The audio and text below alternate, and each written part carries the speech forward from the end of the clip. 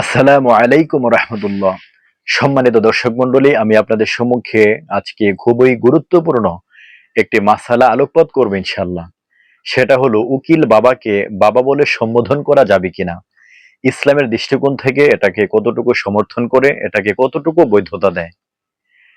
আমাদের প্রিয় মাতৃভূমি বাংলাদেশের বিভিন্ন ডিস্ট্রিক্টের মধ্যে, বিভিন্ন জায়গার মধ্যে বিভিন্ন প্রকার কুসংস্কার, কুপ্রথা অহরহ অগণিত অসংখ্য প্রচলিত রয়েছে। তার মধ্য থেকে অন্যতম একটা হলো উকিল বাবাকে বাবা বলে সম্বোধন করা। মূলত আমরা যখন বিভিন্ন বিয়ের অনুষ্ঠানে যেয়ে থাকি, বিয়ে সম্পাদন হওয়ার জন্য শর্ত হলো অবশ্যই সাক্ষীর প্রয়োজন আছে ইসলামের দৃষ্টিকোণ থেকে, এবং বাংলাদেশের সাংবিধানিক আইন অনুযায়ী অবশ্যই সাক্ষীর প্রয়োজনীয়তা খুবই গুরুত্বপূর্ণ।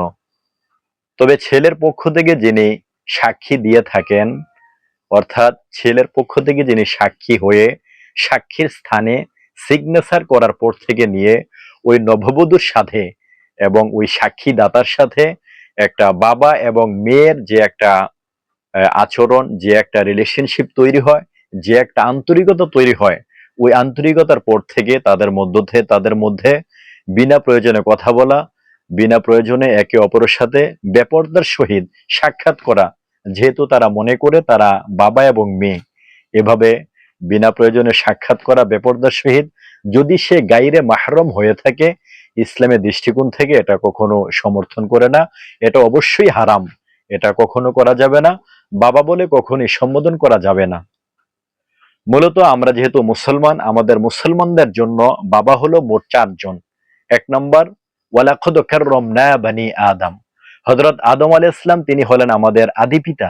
দুই নম্বর, মিল্লাতা আবিকুম ইব্রাহিম হুয়া সাম্মাকুমুল মুসলিমুন, হযরত ইব্রাহিম আলাইহিস সালাতু ওয়াস সালাম তিনি হলেন গোটা মুসলিম উম্মাহের জাতির পিতা, হলেন হযরত ইব্রাহিম আলাইহিস সালাতু ওয়াস সালাম।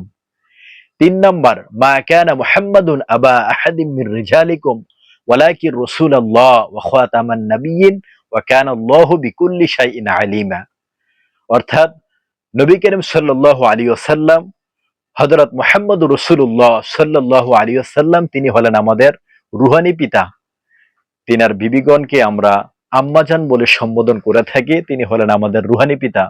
চতুর্থ নাম্বার, আমাদের পিতা হলেন আমাদের জন্মদাতা পিতা, অর্থাৎ যার উরসের মধ্য দিয়ে আমরা দুনিয়ার মুখ দেখেছি, আমরা জন্মগ্রহণ করেছি, তিনি হলেন আমাদের জন্মদাতা পিতা।